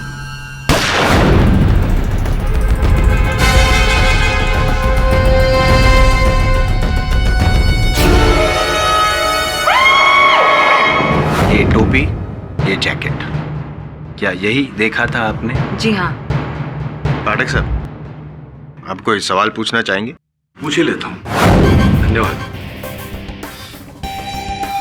शुरू जी, स्पष्ट रूप से बताइए, उस गाड़ी को आपने अंदर बाहर जाते हुए देखा था? जी नहीं, देखा नहीं था, मैंने सिर्फ आवाज सुनी थी। गाड़ी की आवाज सुनी थी तो कोई भी गाड़ी हो सकती है, गाड़ी की सब गाड़ियों की आवाज एक जैसी होती है। जी। ये जो काली जैकेट और काले कैप में जो व्यक्ति था, क्या वो मेरा मुवक्किल था? आपने देखा था उन्हें घटनास्थल पर? नहीं, मैं उसे देख नहीं पाई थी क्योंकि वो भागने की फिराक में था। मतलब आपने पीछे से किसी व्यक्ति को काले कलर के जैकेट में और काले कलर के कैप में देखा, तो वो व्यक्ति ऐसे ही लिबास में कोई और व्यक्ति भी हो सकता था। जी हाँ, पॉसिबिलिटी है। अच्छा, क्षमा चाहता हूँ, निजी प्रश्न है, ये पूछना पड़ेगा आपसे कि ऐसी जानकारी प्राप्त हुई है हमें कि आपकी माताजी ने आपकी पढ़ाई लिखाई के लिए भारी मात्रा में बैंक से लोन ली थी, अपना घर गिरवी रखकर। सत्य है ये बात? जी ये सच है कि मेरे पिताजी के गुजर जाने के बाद मेरी माँ ने दिन रात मेहनत करके मुझे और मेरी बहन को पाला पोसा। बट जिस एजुकेशन लोन की बात आप कर रहे हैं, उसकी EMI मैं ऑलरेडी देना स्टार्ट कर चुकी हूँ। हाँ, जानते हैं हम ये बात भी जानते हैं कि उपाध्याय साइंटिफिक प्रोसेसेस से जो वेतन आपको प्रदान होता था, उसका आधे से अधिक तो इस लोन की भरपाई में जाता था। तो पूछना चाहता हूँ आपसे, बड़ी ये जो रोजाना की जीवन की जो खर्चे हैं, तो उठाने में बड़ी कठिनाई होती होगी। मैं प्रश्न पूछना चाहता हूँ पाठक साहब से, योर ऑनर, की इनका मंथली इनकम क्या है, डेली एक्सपेंसेस क्या है, ये सब डिस्कशन करके क्या साबित करना चाहते हैं? योर ऑनर, मैं ये पूछना चाहूंगा कि बार बार मुझे टोक कर जायसवाल साहब को क्या प्राप्त हो रहा है? जो प्रश्न इन्होंने पूछा है उसके उत्तर में, योर ऑनर, मेरे पास यहाँ बैंक के खाते की सूची है, योर ऑनर, जो देखकर आप भी समझ जाएंगे कि मेरी संदेह की सुई क्यों इन पर आ रही है। आप ही के नाम का देखिए, आप ही के बैंक के खाते की सूची है। ये है? जी हाँ। ये देखिए, ये जो भारी राशि आपने जमा की है अपने खाते में, कहाँ से आई ये राशि आपके पास? जी ये मेरे खुद के कमाए हुए पैसे हैं। नहीं, कमाई तो आपकी खुद की ही है। जानने का प्रयास ये कर रहा हूँ कि कैसे कमाया आपने। जहाँ तक हमारा ज्ञान है, उपाध्याय साइंटिफिक प्रोसेसेस तो आपको वेतन चेक के द्वारा देता था। फिर ये देखिए, कैश डिपॉजिट, इतनी भारी मात्रा में कैश कैसे आया आपके पास? I'm sorry, मुझे याद नहीं है। आपको याद नहीं, या आप सत्य याद करना नहीं चाहती? संभवतः आप ये स्मरण नहीं करना चाहती कि उपाध्याय साहब, स्वर्गीय उपाध्याय साहब, उन्हें शंका हो गई थी कि उन्हीं के कोई अंदर का व्यक्ति उनके गोपनीय जानकारी को अपने प्रतिद्वंदी को बेच रहा है, और उन्हें आप पर शंका हो गई थी, और आप ही ऐसा करके उनके प्रतिद्वंदी से भारी राशि कमा रही थी, और वो आपको उसी रात नौकरी से निकालने वाले थे। मेरे अनुमान में इतना तो अधिक है। किसी व्यक्ति विशेष की हत्या करने के लिए क्या लगता है आपको? इनको क्या लगता है ये तो मुझे नहीं पता, मतलब ये भी हो सकता है कि ये सच हो या ना हो, लेकिन मुझे लगता है कि मेरे पास जो और गवाह हैं ये जरूर साबित कर देंगे कि इनके मुवक्किल जो हैं वो खूनी हैं। और गवाह के अलावा वो कैमरा रिकॉर्डिंग तो है ना योर ऑनर, इंसान झूठ बोल सकते हैं, कैमरा तो झूठ नहीं बोलेगा। जायसवाल साहब, आप ही के चश्मदीद गवाह ने कहा है कि वो व्यक्ति कोई और हो सकता था जिसने मेरे मुवक्किल जैसे पोशाक पहना था। और जहां तक आप कैमरा फुटेज की बात कर रहे हैं, तो ये उस फुटेज का भी पोल खोल देते हैं।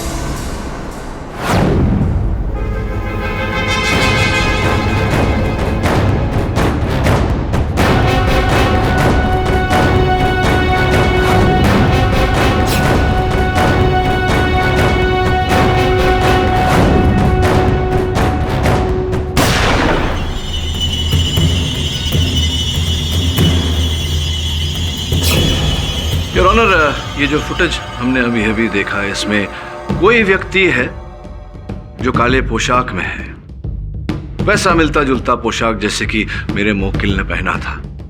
इस फुटेज में कहीं पर भी मेरे मुवक्किल का चेहरा पूर्ण रूप से दिखाई नहीं देता यार ऑनर। क्या पाठक साहब? हाँ जी। अगर आप मुझे बोलने की परमिशन दें तो मैं हाँ, भी कुछ... वैसे भी आपको बोलने से कौन रोक सकता है जायसवाल साहब, बोलिए ना। करेक्ट, लेकिन फिलहाल मैं बोलूंगा नहीं योर ऑनर। मैं अपने अगले गवाह रमाकांत जोशी से कुछ बुलवाऊंगा।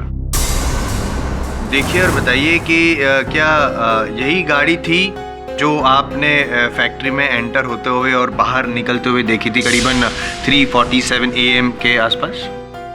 Yes sir. तो गाड़ी का जो रजिस्टर नंबर है वो आपने आपकी वहाँ पे जो रजिस्टर होता है वहाँ पे नोट डाउन किया था? Yes sir. और योर ऑनर, वो रजिस्टर की कॉपी बतौर एग्जिबिट मैंने अदालत में जमा कर दी है और गाड़ी जो जिसके नाम पे रजिस्टर हुई है वो बद्री जी हैं। अब मैं और कुछ नहीं कहूँगा। आप पाठक साहब अगर कुछ कहना चाहे तो आई डोंट माइंड। कुछ कहना तो नहीं चाहता, केवल आपसे पूछना चाहता हूँ, उस रात को जो हिंदुस्तान और पाकिस्तान के बीच मैच हुआ था वो तो देखा ही होगा आपने। अरे हाँ सर, वो मैच मैंने मिस कर दिया। क्या ना, ड्यूटी पर था मैं। बहुत बढ़िया मैच आपने मिस कर दिया योर ऑनर। उस मैच में हम हारने वाले थे, भारत हारने वाला था पाकिस्तान से 5 रन से योर ऑनर। लास्ट बॉल था और बल्लेबाज ने छक्का मार के हम सबको मैच जीता। अरे हाँ सर, ये क्या शॉट वाला बल्लेबाज है सर। पूरा स्टेडियम सर एकदम मस्त कर दिया सर जी। और सर बॉल मैडम के पास गई सर, वो गोरी मैडम के पास सर। अरे सर, मैडम ने क्या कैच किया सर। वो गोरी मैडम एकदम आइटम लग रही थी सर। क्या गोरी मैडम बॉल की बात कर रहा है? पाठक साहब, मतलब व्हाट इज दिस? मतलब ये अदालत में क्रिकेट मैच का डिस्कशन? वाई? जायसवाल साहब, आपको समझने में इतना समय क्यों लगता है? सर्वप्रथम आपके बुलाए हुए इस चश्मदीद गवाह ने ये कहा कि ये मैच देख ही नहीं रहे थे क्योंकि ये ड्यूटी पर थे। अब ये लास्ट बॉल का इतना सुंदर वर्णन दे रहे हैं कि बॉल किस तरह से गिरी, किस तरह से टप्पा खाया बॉल ने, और जब उड़ाया गया बॉल तो वो क्या कहा आपने, गोरी मेम आइटम। तो इतना सुंदर वर्णन अगर ये मैच देखा ही नहीं इन्होंने तो कैसे दे रहे हैं, बताइए सर। नहीं सर, मैं बस थोड़ी देर के लिए मैच देखने गया था सर। लेकिन सर, मौत से बहुत देर पहले सर। ये तो असंभव है क्योंकि जिस बॉल का वर्णन कर रहे हैं ये तो 3:46 और 3:48 के बीच प्रसारित हुआ था। तो उससे पहले तो आप नहीं गए थे, तभी देख रहे थे, जिसका ये अर्थ होता है कि आप ड्यूटी पर तैनात नहीं थे। सर, मैंने छोटा सा ब्रेक लिया था सर। वो भी इसलिए सर क्योंकि रात को कोई आता नहीं है सर। मुझे स्मरण है कि जिस समय मैं आया था आपकी फैक्ट्री में, उस समय भी आप अपने जोड़ीदार जो था आपका सुरक्षा कर्मी, उसके साथ मैच ही देख रहे थे। मेरे कहने का तात्पर्य ये है योर ऑनर कि दोनों सुरक्षा कर्मी उस समय मैच देखने में व्यस्त थे, अपनी ड्यूटी पर तैनात नहीं थे, जिसका अर्थ ये होता है कि ये अदालत में अभियुक्त की पहचान नहीं कर सकते, जिसका ये अर्थ होता है जायसवाल साहब कि आपका ये प्रत्यक्षदर्शी गवाह, इसने कोई दृश्य नहीं देखा प्रत्यक्षी। और सर, आपसे पूछना चाहूंगा, सूत्रों से जानकारी मिली है कि स्वर्गीय उपाध्याय साहब आपको समय पर वेतन ही नहीं देते थे। कुछ 3-4 महीनों से आपको वेतन नहीं मिला था, और केवल इतना ही नहीं, कुछ सालों से, वर्षों से आपको बोनस नहीं मिला, जिसके कारण आप और आपके जो जोड़ीदार सुरक्षा कर्मी थे दोनों बहुत ही क्रोधित थे उपाध्याय साहब से। योर ऑनर, मैं केवल इतना कहने का प्रयास कर रहा हूँ कि उद्देश्य था यहाँ। दोनों सुरक्षा कर्मी क्रोधित थे अपने नियुक्ता से, उन्हें अपना वेतन नहीं मिला था, ना ही बोनस मिला था, उनके पास हथियार भी था, अफसर भी।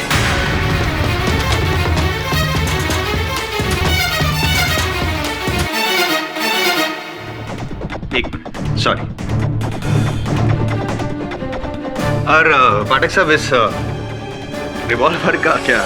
जिस रिवॉल्वर से उपाध्याय जी का खून हुआ, बैलिस्टिक रिपोर्ट का भी यही कहना है। अब आप ये कहेंगे कि जैसे वो टोपी जैकेट किसी और ने पहनी, गाड़ी किसी और ने चुरा ली, तो वो किसी और ने इसी बंदूक से खून किया और जाके इनकी गाड़ी में रख दिया, है ना? माना जायसवाल साहब कि इसी बंदूक से स्वर्गीय उपाध्याय साहब की हत्या हुई, किंतु योर ऑनर, ये बंदूक ना तो मेरे मुवक्किल की है, ना इस बंदूक पर इनकी उंगलियों के निशान है, ना जायसवाल साहब के पास कोई ऐसा प्रमाण है जिससे ये सिद्ध हो अदालत में जायसवाल साहब की इस बंदूक से गोली मेरे मुवक्किल ने चलाई है? है ना, धीरे धीरे वो भी मैं साबित करूंगा, लेकिन सबसे पहले अगर आपकी अनुमति हो तो मैं मोटिव ऑफ मर्डर सिद्ध करना चाहता हूँ। कभी यूज किए पहले? जी नहीं। पहली जॉब थी ना आपकी उपाध्याय साइंटिफिक प्रोसेसेस में? जी मुझे साइंस से जुड़ी टॉप 7 कंपनी से ऑफर था, लेकिन मैंने मिस्टर उपाध्याय जी का ऑफर स्वीकार किया। पद्मश्री श्री उपाध्याय जी के वहां पे अगर जॉब मिलता है, मतलब कौन जॉब करना नहीं चाहेगा? One of the best career move, नहीं? एग्जैक्टली। मैं मिस्टर उपाध्याय की बहुत इज्जत करता था, क्योंकि माइक्रोचिप डिजाइन फील्ड में वो किसी लेजेंड से कम नहीं थे। मैं यूं ही मतलब मैं लोगों से पूछ रहा था, इंक्वायरी वगैरह कर रहा था, पता नहीं क्यों उड़ती उड़ती ऐसी बातें आई कि उपाध्याय जी से, मतलब उनकी तरक्की से आपको थोड़ी ऐसे जेलसी थी। उनकी पिछली अचीवमेंट्स को देखते हुए कोई भी काबिल साइंटिस्ट थोड़ी बहुत जेलसी तो रखेगा, लेकिन एक बात मैं आपको क्लियर कर दूं, उन्होंने सुपर चिप डिजाइन में कोई स्पेशल इन्वेंशन नहीं की थी। It was very simple. Emotions कुछ ऐसे होते हैं जो छुपाए छिपते नहीं है। एनीवेज, ये सुपर कूलिंग चिप क्या है, इसका चक्कर क्या है? मैंने सुना है कि जब से वो मार्केट में आया है एक तहलका मच गया है, एक तूफान आ गया है। Actually super chip cooling process में एक बहुत बड़ा टेक्निकल फ्लॉ था, और जिसकी वजह से मैन्युफैक्चरिंग में प्रॉब्लम आ रहा था, और उससे जुड़ी जितनी कंपनीज हैं सबको भारी नुकसान उठाना पड़ा। लेकिन बाद में उपाध्याय जी ने इसका सॉल्यूशन निकाला था, जिसकी वजह से जो भी नुकसान था उसकी भी भरपाई हो गई, प्लस प्रॉफिट में आने लगी कंपनी। और इस बात से आपको फिर से जेलसी हुई, और आप चाहते थे कि वो जो सॉल्यूशन था वो आपके नाम रजिस्टर हो, ताकि आप भी उतने ही बड़े साइंटिस्ट बन जाए, पद्मश्री आप भी बन जाए। लेकिन उपाध्याय जी को पता चल गया था आपके इंटेंशन के बारे में, इसीलिए आप में जो भी बहस वगैरह हुई और आपने उपाध्याय जी को। बिल्कुल गलत है ये। वो सॉल्यूशन मेरा था, जिसको उपाध्याय जी ने चुराया था। और जब मैंने इसके बारे में उनसे सफाई मांगी तो बद्री, कॉन्ट्रैक्ट साइन करते वक्त तुम जानते थे ना कि तुम मेरे यहाँ काम करते हो। तुम्हारी काबिलियत, तुम्हारे आइडिया सब मेरी प्रॉपर्टीज हैं। किसी के भी काम पर अपने नाम की मोहर लगा देना, this is just copyright theft sir. मैं छोड़ देता हूँ तुम्हें, मैं पद्मश्री हूँ, पद्मश्री। तुम्हारी औकात क्या मेरे सामने? माफ कीजिएगा सर, अगर आपने मेरे काम को चुराकर उस पर अपनी मोहर लगाई तो मजबूरन मुझे आपको दुनिया के सामने एक्सपोज करना पड़ेगा। I request you sir, please don't do this. ऐसा मत कीजिए, वरना अच्छा नहीं होगा। You are fired. Badri, get out from me. Motive of murder मैंने प्रूव कर लिया है। उपाध्याय जी ने कॉपीराइट थेफ्ट का केस किया था, इन पे आरोप लगाया था, इसकी वजह से इनकी नौकरी चली गई थी, इनको इनसिक्योरिटी हो गई थी, जेलसी बढ़ गई, गुस्सा आया, आपको लगा कि आपका पत्ता कट जाएगा, इसीलिए आप पाठक साहब की ऑफिस में गए, वहां से उनके रेस्टरूम में गए, रेस्टरूम की खिड़की से बाहर गए, गाड़ी में फैक्ट्री पहुंचे, उनका खून किया, आराम से वापस आए उसी तरह और रेस्टरूम में बैठ। नहीं, मैंने उनका खून नहीं किया है। योर ऑनर, जो प्रमाण जायसवाल साहब ने प्रस्तुत किए हैं अदालत में, मैं हर प्रमाण को नकार चुका हूँ। अब ये बेकार में कार की बातें कर रहे हैं, कार में उंगलियों के निशान, कार्यालय में उंगलियों के निशान, तो स्पष्ट है योर ऑनर कि कार भी इनकी है, उस कार्यालय में ये कार्य करते हैं, तो इन स्थान पर इनके उंगलियों के निशान पाया जाना स्वाभाविक है। प्रश्न ये उठता है कि इन स्थानों पर इनके अतिरिक्त और किसके उंगलियों के निशान पाए गए? पाठक साहब प्लीज देखो, मोटिव ऑफ मर्डर तो है ना इनके पास, और दूसरा जो बाथरूम वाली बात है आप नहीं मान रहे हैं, लेकिन मैं बोल रहा हूँ उन्होंने ऐसे ही किया होगा, और यहाँ तक कि ये भी मान लीजिए कि सिंपैथी में लिया है इन्होंने आपको, और क्राइम इन्होंने भी किया और आपको पार्टनर ऑफ क्राइम बना दिया।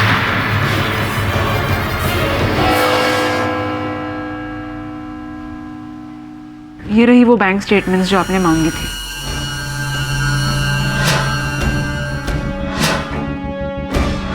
इतनी भारी मात्रा में राशि अभी उपाध्याय साहब ने स्वयं दिया था। How interesting. योर ऑनर, सुनवाई के प्रारंभ में कुछ बातें हैं जो स्पष्ट करना चाहूंगा आपके सामने।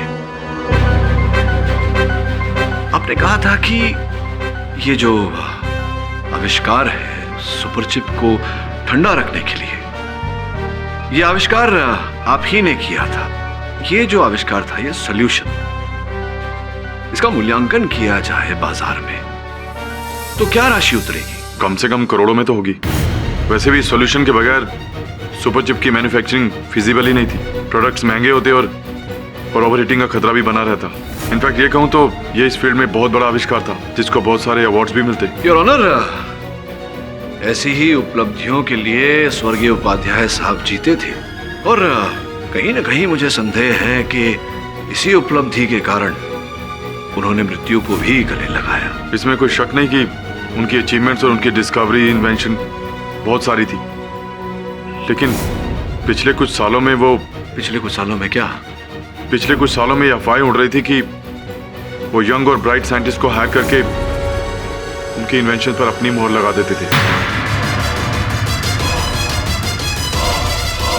योर ऑनर, मेरे पास यहाँ कुछ थीसिस है जो विज्ञान के कुछ छात्रों ने लिखी थी। योर ऑनर, ये सारी थीसिस स्वर्गीय उपाध्याय साहब के थीसिस से मिलती हैं, जिन थीसिस के कारण उन्हें पिछले 12 वर्षों से अन्य पुरस्कारों से सुसज्जित किया जा रहा था। मेरे हाथ में यह अधिकार पत्र है उपाध्याय साइंटिफिक प्रोसेसेस। उपाध्याय साहब की कंपनी ज्वाइन करने से 3 महीने पहले इन्होंने इस आविष्कार का पंजीकरण करवाया था योर ऑनर, जिसका अर्थ यह होता है योर ऑनर कि यह सॉल्यूशन का आविष्कार इन्हीं ने किया था।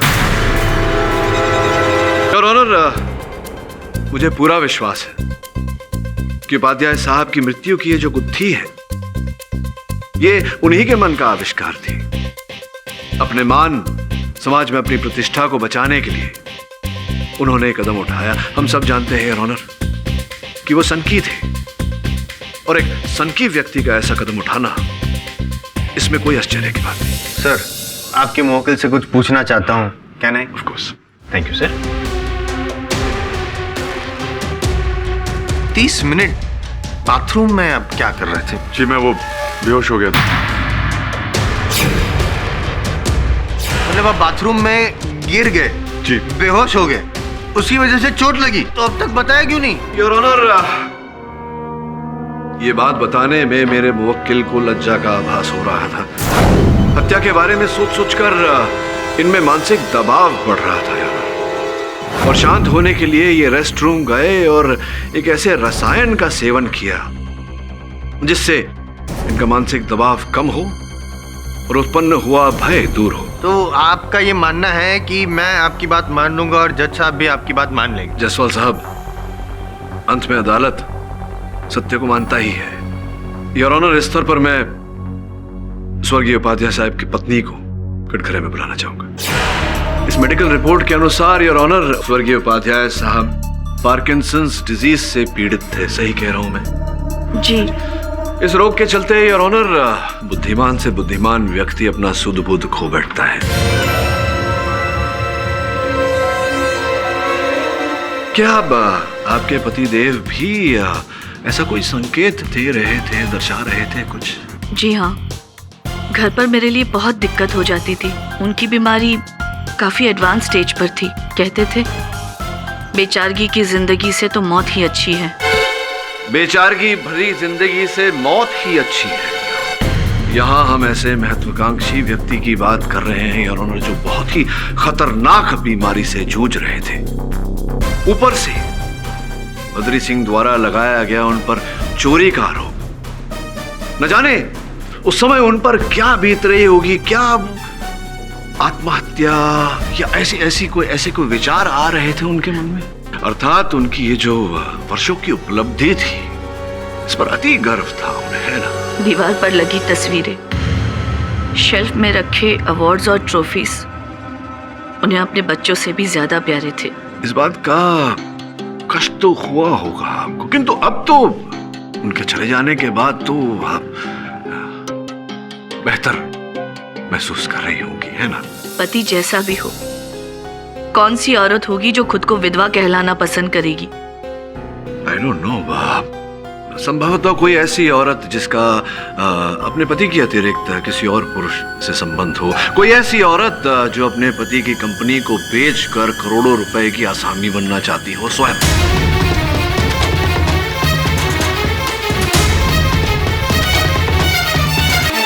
कि स्वर्गवासी प्रोफेसर साहब के देहांत से सबसे अधिक लाभ उनकी पत्नी जी का होता या नहीं? कैसी बकवास कर रहे हो आप? आपकी हिम्मत कैसी हुई मुझ पर इतना वाहियात इल्जाम लगाने की? अब हम सब जानते हैं कि आपके पतिदेव कुछ संकी प्रकार के व्यक्ति थे और बद्री सिंह जी उन पर केस करना चाहते थे। उनका ये जो गुप्त रूप था उसे समस्त वैज्ञानिक समुदाय के सामने लाकर उन्हें बेइज्जत करना चाहते थे। और आपने स्वयं कहा बेचारगी के जीवन से बहुत अच्छी। बहुत अच्छी ये तो पता नहीं, लेकिन बात अच्छी की आपने। मतलब जो करने की कोशिश कर रहे हैं साबित कि यही खूनी है। मैं ये नहीं कह रहा कि मिसेस उपाध्याय ने श्री उपाध्याय की हत्या की। मैं ये कह रहा हूँ कि ये जो रोग से पीड़ित थे उपाध्याय साहब, दीमक की तरह ये रोग उनकी मानसिकता पर असर कर रही थी, उसे नष्ट कर रही थी। और कुछ ऐसी मानसिक स्थिति से वो परिचित हुए जिसके चलते उन्होंने स्वयं की हत्या करने की पूरी योजना बनाई। सहायक के रूप में उनकी धर्मपत्नी ने स्वयं उपलब्ध किया।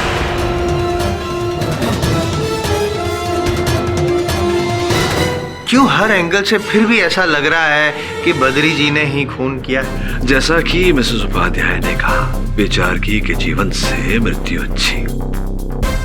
तो अगर बद्री सिंह जी ये कॉपीराइट का थेफ्ट प्रमाणित करने में सफल रहते तो पूरे विज्ञान क्षेत्र से प्रोफेसर साहब को निष्कासित कर दिया जाता और इस रोग के चलते उनकी मृत्यु भी हो जाती। दोनों तरफ से उनका नुकसान होता। यहां उन्होंने स्वयं अपनी जान ले ली और इस हत्या के आरोप में बद्री सिंह जी को फंसा दिया। बद्री सिंह जी को फंसाकर अपने रोग से, अपनी पीड़ा से मुक्त भी हो गए। एक तीर दो शिकार। Mister Pathak, for your information आपको बता दूं, जिस रात उनका कत्ल हुआ मैं यहाँ नहीं थी। अच्छा, तो कहाँ थी आप? फैक्ट्री में? मैं अपने कुछ फ्रेंड्स के साथ वेस्ट इंडीज में थी, मैच देखने गई थी। इस बात का कोई प्रमाण, कोई साक्ष्य? एक मिनट, ये देखिए, ये वहाँ की तस्वीरें हैं जहाँ मैं अपने फ्रेंड्स के साथ थी। सर, है ही नहीं, खून किया कहाँ से?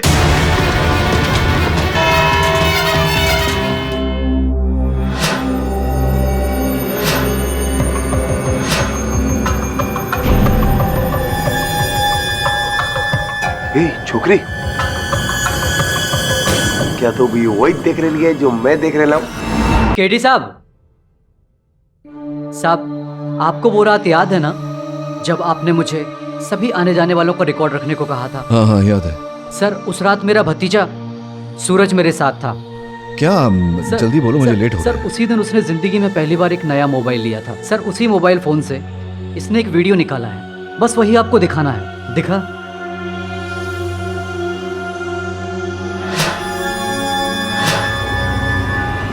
हेलो बंदल साहब, ये बताइए कि आप उपाध्याय साइंटिफिक प्रोसेसेस में चीफ सिक्योरिटी गार्ड है, सिक्योरिटी इंचार्ज है? मैं आपको पहले भी बता चुका हूँ कि मैं ही वहाँ का सिक्योरिटी इंचार्ज हूँ। वहाँ के सारे गार्ड्स मेरे ही अंडर काम करते हैं। आप अगर वहाँ के चीफ सिक्योरिटी इंचार्ज हैं तो घटना की रात को तो आपको वहाँ होना चाहिए था, लेकिन आप वहाँ उपस्थित नहीं थे, ऐसा क्यों? मैं वहीं था, वहीं मौजूद था, ड्यूटी पे था। ये आप कह रहे हैं कि आप वहाँ थे ड्यूटी पे तैनात, किंतु आपके जो दो गार्ड्स हैं जोशी और यादव, उन्होंने कथन दिया है कि उन्होंने तो आपको देखा ही नहीं था और घटना के उपरांत फिर आपको देखा। सर, दोनों एक नंबर के निठल्ले हैं, इसलिए काम से भगा दिया मैंने हम दोनों को। सुना है कि आपके बॉस उपाध्याय साहब ये जानते थे कि आप भारी राशि हारे हैं जुए में, और अगर ये जुए में हारी हुई राशि आप लौटाएं नहीं तो अंडरवर्ल्ड से आपको कष्ट हो सकता था। अरे अब वो तो लाइफ में चलता रहता है सर, ऊपर नीचे, अब उसका क्या करेंगे। लेकिन उस रात आपको अपनी इस बड़ी हार की भरपाई करने का एक सुंदर अवसर प्रदान किया जो आपके इस पूरे जीवन को सही रास्ते पर, सही पथ पर ले आता है ना? क्या बोल रहे हैं, मुझे कुछ समझ में नहीं आ रहा है। मैं समझाता हूँ आपको। ये जो योजना बनाई थी उपाध्याय साहब ने स्वयं की हत्या करने की और उसके आरोप में बद्री सिंह को फंसाने की, एक वफादार व लालची कर्मचारी के रूप में आपने उस योजना को सफल बनाने में सहायता की। और कमाल की बात तो ये आपके बैंक की ये सूची है, ये देखिए। इसके अनुसार उपाध्याय साहब ने आपके नाम पर बहुत ही भारी राशि का चेक काटा था जो आपने अपने खाते में जमा किया था।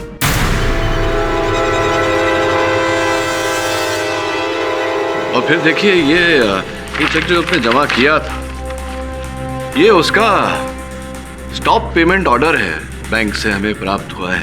उपाध्याय साहब ने आपको इतनी बड़ी राशि दी और फिर आपने वो चेक को अपने खाते में डाला, उपाध्याय साहब ने तुरंत स्टॉप ऑर्डर लगा दिया। इसका क्या अर्थ हुआ? अब मैं क्या बोलूं सर, अब मुझे कुछ समझ में मुझे कुछ नहीं पता मैं है, सर। समझाता हूँ। योर ऑनर, उपाध्याय साहब ने इनके नाम पे भारी राशि का चेक काटा, जिसका अर्थ ये हुआ कि उपाध्याय साहब चाहते थे कि जो योजना उन्होंने बनाई थी स्वयं की हत्या करने की, बद्री सिंह को फंसाने की, उसमें इनकी सहायता चाहते थे। और उसी चेक का स्टॉप ऑर्डर करने का अर्थ ये होता है योर ऑनर कि उपाध्याय साहब ने आखिरी क्षणों में अपना मन बदल दिया था।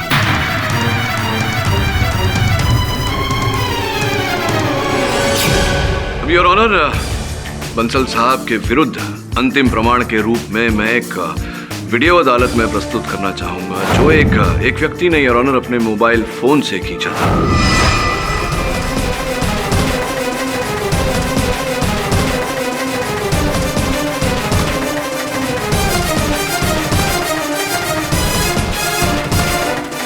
मेरे मुवक्किल जैसी पोशाक पहनकर इनकी गाड़ी चुराने वाले आप ही थे, ये तो अब जग जाहिर बात हो गई है। जब बंसल साहब वहाँ फैक्ट्री पहुँचे, उपाध्याय साहब के कैबिन में पहुँचे, ये जानते थे कि जो चेक उपाध्याय साहब ने इन्हें दिया था वो उन्होंने स्वयं रद्द कर दिया और फिर कुछ ऐसी घटना घटी।